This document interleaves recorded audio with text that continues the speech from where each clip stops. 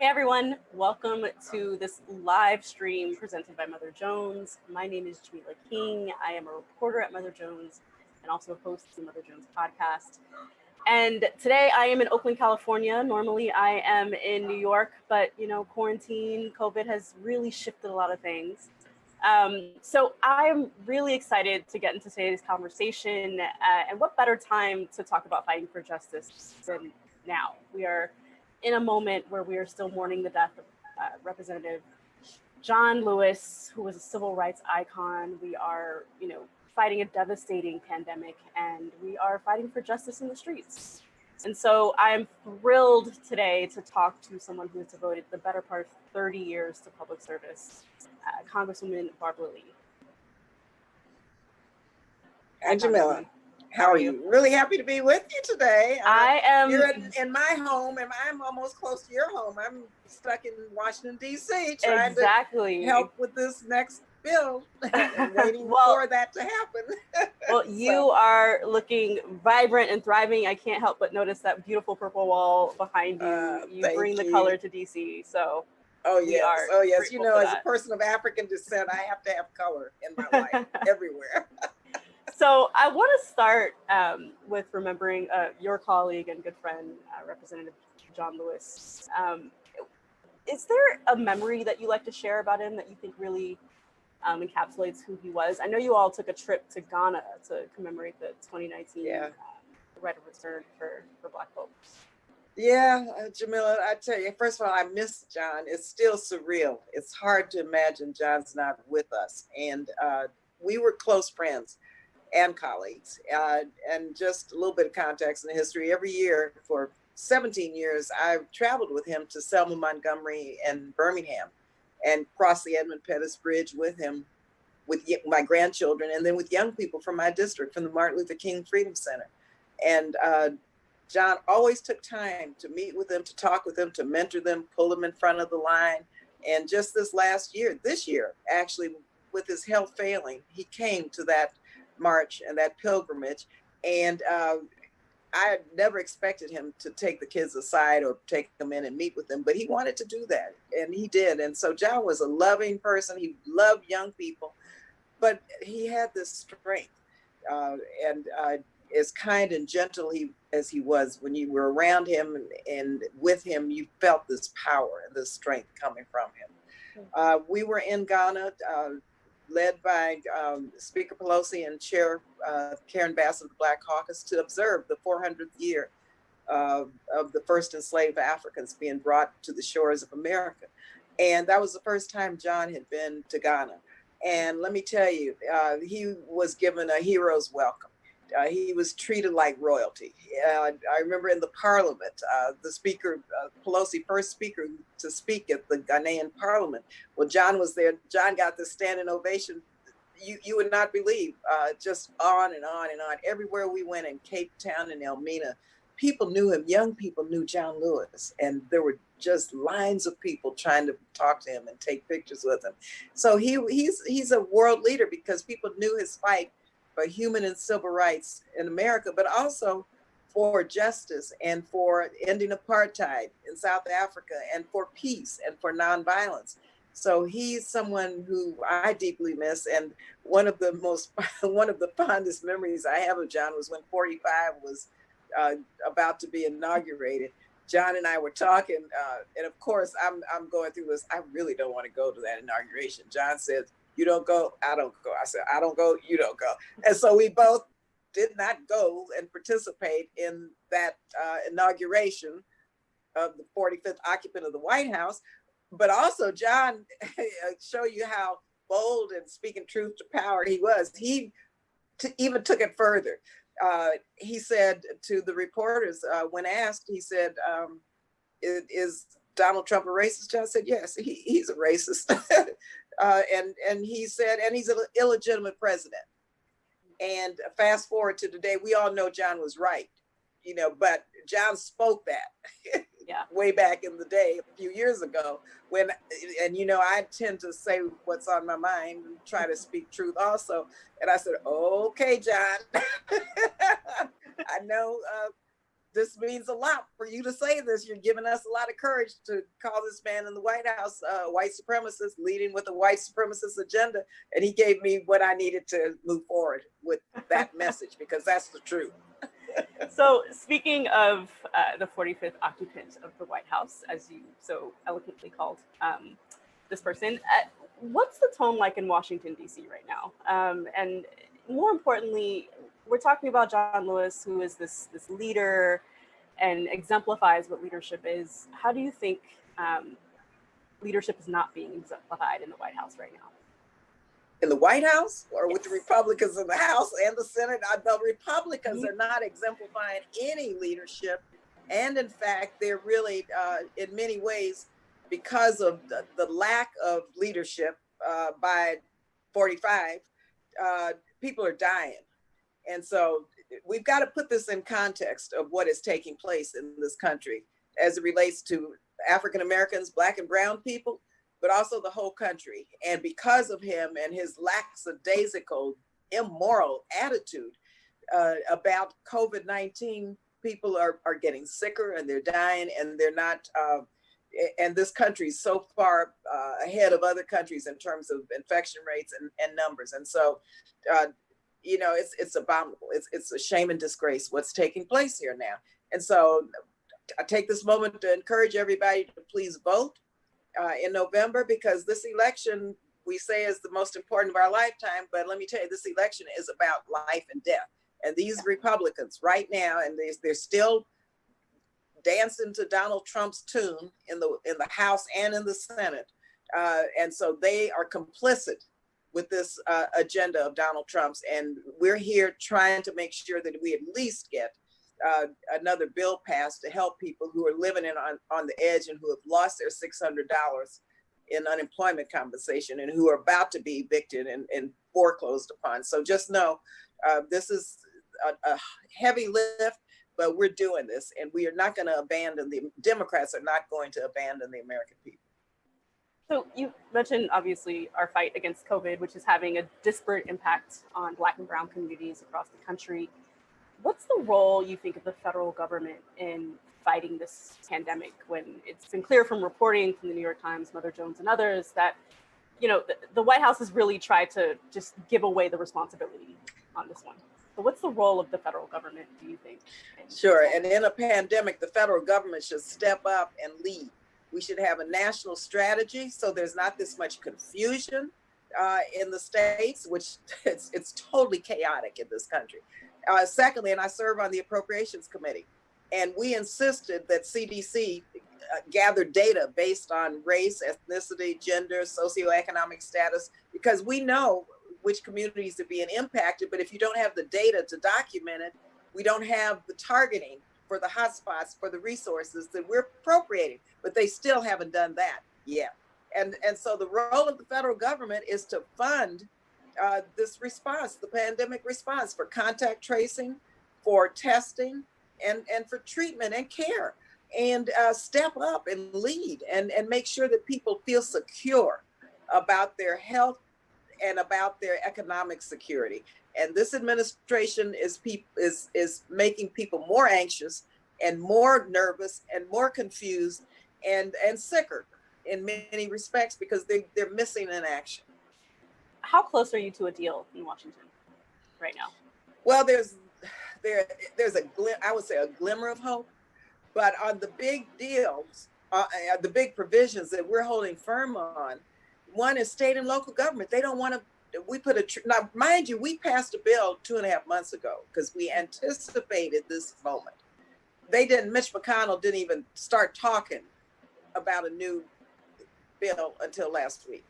So state and local government, we have to have at least $1 trillion, because these are essential workers. These are people who will be laid off and who will lose their jobs.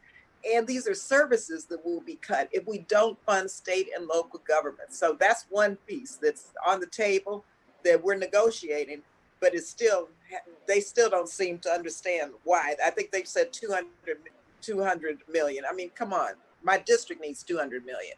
So, and then the other thing is the issue as it relates to the $600. their whole mantra is that these people could be, they're lazy. They're trying to make it appear they don't want to work, that they are making more money staying home. You know, that whole really horrible picture they're trying to paint. First thing is people need the $600 just to survive. They've lost their jobs, many, and probably don't have a job to go back to. They need to be able to take care of their families. And also wages are stagnant in so many communities. I mean, come on, $600 a week. Thank God we were able to do that. We should do more because, you know, minimum wage workers, we haven't even gotten to a living wage in this country yet. And so don't tell me these people are making more money on unemployment compensation rather than work. They want to work. And so we want to make sure that they have the unemployment compensation because people are living on the edge. Next, we have the moratorium on evictions and foreclosures in the HEROES Act. We'll get something on that, not sure what, but that's a bone of contention for them. And also the $1,200 in terms of cash rebate, cash assistance. But personally, for myself, I think we should have at least $2,000 a month until the end of this pandemic. $1,200 is minimal. Just one payment. I mean, that's not right. And so there are a lot of issues to negotiate, including the whole liability issue. I mean, they want to allow institutions, nursing homes, schools. They want to make sure that there's limited liability, and so that residents and clients and people who want to file or need to file a lawsuit because those health protocols weren't put in place and people got sick and died, they don't want the public to be able to sue. And that, again, is outrageous. So that's another issue that's on the table. So there are a lot of, that's why I say they're talking. So that's the glimmer of hope, but no way are we close. But I'm still here. Many members are still here. We're working remotely by proxy here in DC, in our district. So just know that even though you may not see us on the floor, we're working very hard to try to make sure that people have what they need to survive this pandemic. A while ago, you mentioned the needs of your districts. I want to pivot to the other big story of the summer, which has been George Floyd and the fight against police violence. About 12 years ago, a young man in your district, 22-year-old named Oscar Grant, was shot and killed by a transit police officer. And you've spoken out in the years since on what needs to change in order to stop that type of violence. Can you talk about some of the recent work you've done around trying to bring not just accountability, but justice to those issues?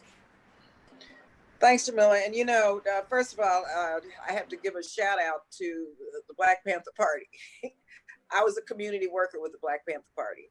And way back in the day, the Black Panther Party stood down the police and said, we're going to protect our community from police misconduct, brutality, and murders. So this didn't just start for myself and for so many of us who have been fighting for justice and criminal justice reform and justice in the criminal justice system forever. And so the brutal murders of Oscar Grant, of Breonna Taylor, all of the Black and brown people who've been killed, this just didn't start. This has been going on.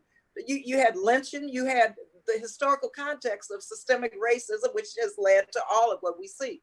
And so the brutal murder of Mr. Floyd was just a manifestation of another form of systemic racism. And so we introduced the George Floyd Police Justice and Policing Act. And we put it together, that bill, which I have to tell you, it's a great first start. It's modest. It's a good bill, though. It incorporates bills from the 90s that John Conyers and Ron Dellums and members of the Black Caucus have been trying to pass forever, like banning chokeholds. I mean, come on, you know, that, or qualified immunity. No one is above the law, not even police officers. So we were able to get major provisions that have been around for years, decades, into that bill. So now where are we? With the Senate. Mitch McConnell, please. Tim Scott introduced a bill which was window dressing. You know, it has some nice language in, tried to kind of sound like the bill the House put forth, but that bill is in no way going to pass. It shouldn't pass because it has no teeth. things would be the same. So at least we need to come and start trying to negotiate with the Republicans on that. But Mitch McConnell, again, the elections have consequences. He's there just stopping every effort to move us to move forward on the issues of racial justice and equity. And it's a shame and disgrace. Once again, I got to go back to voting. Please, please, please vote in November in John Lewis's honor and memory. And, you mentioned the work that you're doing around First Step Back. Can you also talk about the commission that you proposed around truth? And it's almost like truth and reconciliation is kind of how I look at it. What's the sort of background of that specific bill and where did it come, or that specific effort and where did it come from? Yeah, thanks, Shirley. And I've been working on this for years now. Let me just, a little bit of historical context. Over 40 countries have put forth truth and reconciliation commissions after crimes against humanity, major genocides like in Rwanda, the brutal treatment of minorities. I mean, this is something standard that governments do after they have perpetrated crimes on minority populations. The United States has never done this as it relates to institutional slavery, ever.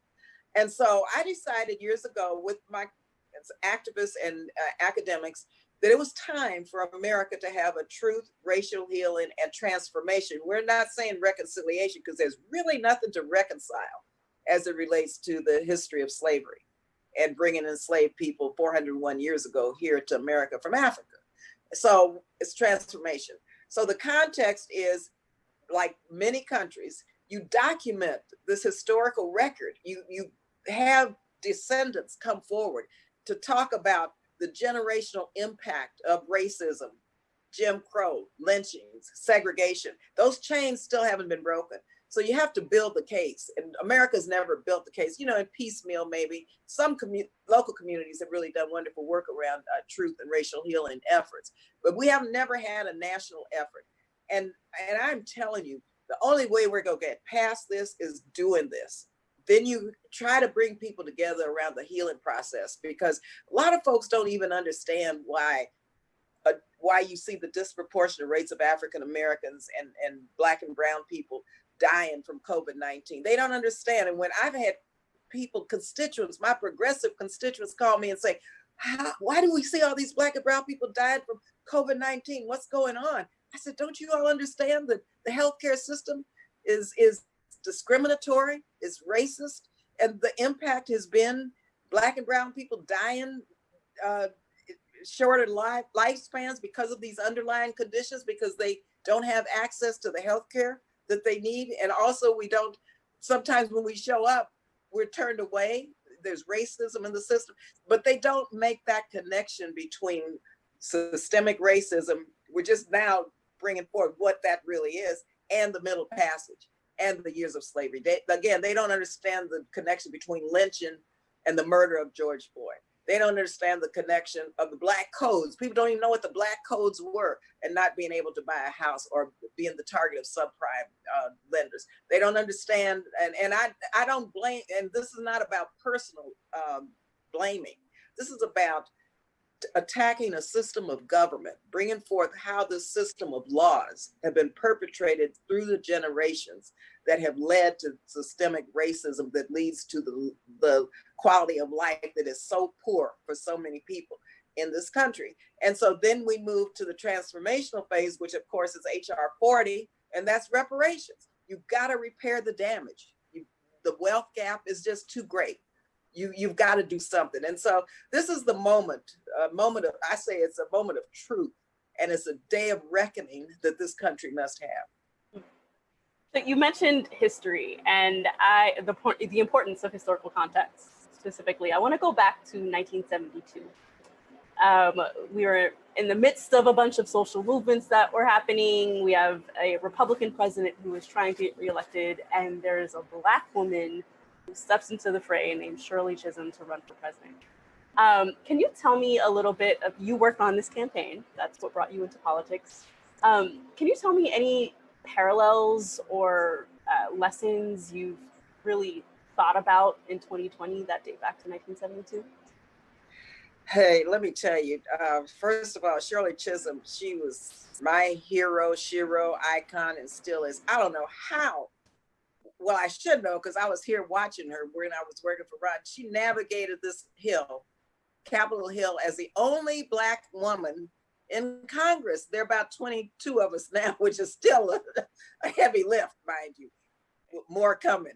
But she did it on her own by herself. So I got involved in her campaign. I was a student at Mills College, and I had a course in government, Black Student Union president, on welfare, raising 2 little kids, and working as a community worker with the Black Panther Party. So I was not apathetic.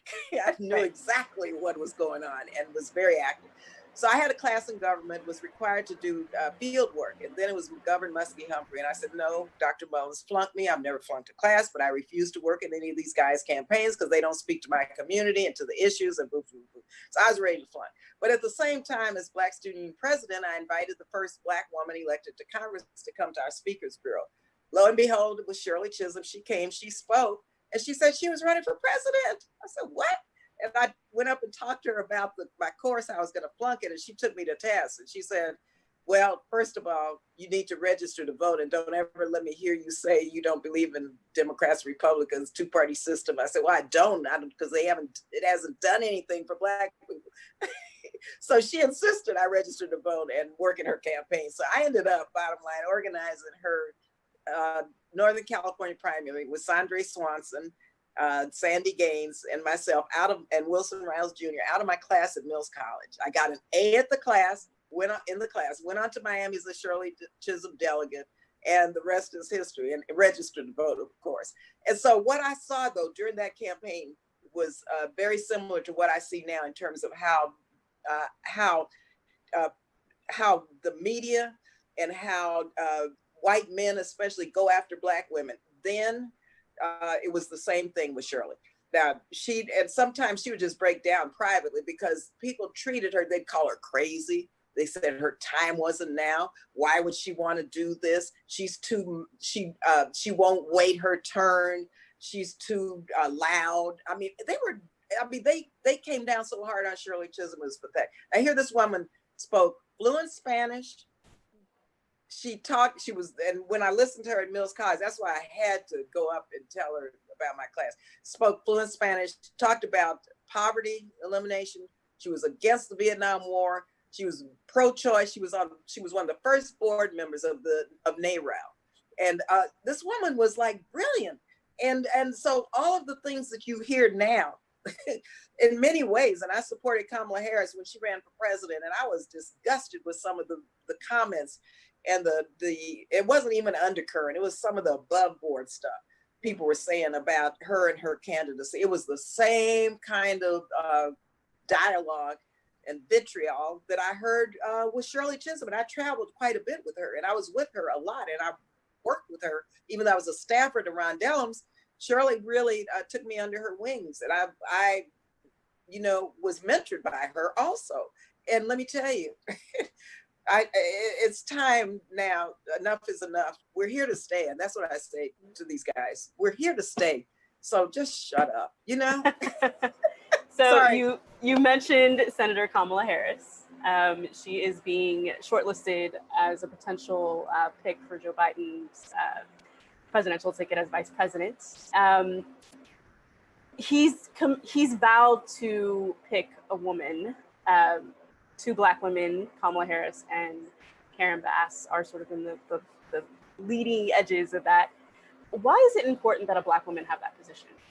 Well, it's so important, first of all, because we could do a better job than anybody right now in this country, because look at who we are, and look at how we have had to help transform this country this far, and look at our history. Look at our role in the Democratic Party, how we have gotten so many people elected, and look at what we've done and not having had a seat at the table. So we insist on a seat at the table. We should be president. Kamala should be president. And so we are insisting that this time, because Black women have been the backbone of the Democratic Party, but also we're smart. We know how to lead. We know how to lead not only the African-American community, but communities of color in this country. We know how to help regain the soul of America. And we have our unique history in this country to be able to lead out of the White House as president and vice president. As Dr. Maya Angelou said, yeah, and still we rise. And so we want to contribute to this country at the highest level because we know we're the ones who can do that and go through this and make this transformation real.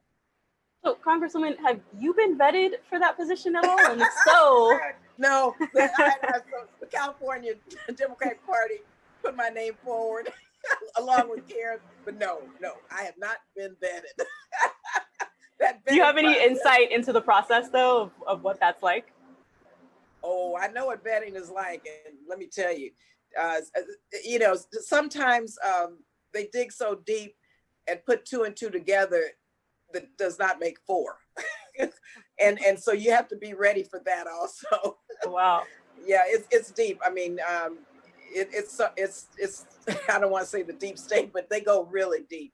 And in fact, they and it's best that you know what to expect. And so it's best that you get prepared during this vetting process because there's nothing they're not going to dig up. And it's not going to be the positive stuff. They want to see how, and they float trial balloons to see how people are going to react to some of the stuff they don't, I won't even say negative, some of the issues they may consider negative to see what the fallout would or could be. And so it's a process that, we have to go through. But, Black women can go through that just like anybody else. And that's who we are. And still we do rise. Right. So amid all of these challenges we've talked about, what's your message to voters about November and why it's important to get out there and vote? Hey, first, let me just mention the census. Participate in the census, do the census. This 45th man over in the White House has now rolled back the deadline to the end of September where we had it end of October. So please fill out the census because not only does that determine your voice and the political lines that would be drawn for elected officials in congressional races, it determines how much money your community is going to get for housing, for infrastructure, for jobs, for education. And we cannot afford to lose billions of dollars by not filling out the census. So do that first. Next, we've got to vote in November. And we've got to vote because right now, this is a matter of life and death. I mean, we have 160,000 people who have died from COVID and who did not have to die if we had leadership at the top in the White House. And so just see this as a matter of life and death and vote. Vote for your children, vote for yourself, vote for your grandparents, vote for your parents, vote for an administration that understands systemic racism. And I was on the drafting committee of the platform for the Democratic Party. And it was a great platform. We wrote this platform with the input from Bernie and Biden. And this is a very progressive platform. We didn't get 100%, but I think we got about 85%. The racial justice section, we talked about race neutral policies don't work. We have a great section on women's health, repealing the Hyde Amendment, which discriminates against low-income women and women of color, get rid of the Helms Amendment. We support HR 40, the reparations bill. We support my truth bill, HR 100. So there are many provisions on climate change, on economic justice. We have a huge section on our brothers and sisters in the Native American community. And so and no one ever reads the platform, granted, but it's a document that you should hold your elected officials accountable to. And it's a great document, so please read it and use it when you need to use it, because this is the document that we said Mr. Biden, President Biden has to live by. Do the homework, folks. Do the homework. Well, Congresswoman Lee, thank you so much for joining us. I wish we could keep talking, but you know what? You got to get back to work and I'm going to let you. So thank you so much for joining this live. Well, thank you, Jamilah. I'm so glad to see you, meet you, and I'm so glad you're in my hometown of Oakland. So let me say to all my constituents how much I love you. Thank you for your support. Please stay healthy. Please physical distancing. Please masks.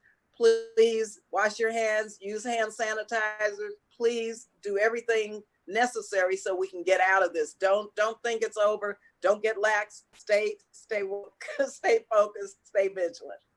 And to our viewers, thank you for tuning in. We really appreciate it. And as a reader-driven organization, it's events like these that really keep our work going. So if you want to support Mother Jones, it's very easy. Just go to motherjones.com/give. I'm Jamilah King. I will see you soon. Thanks for joining us. See you, Jamilah. Nice. Bye. Thank you.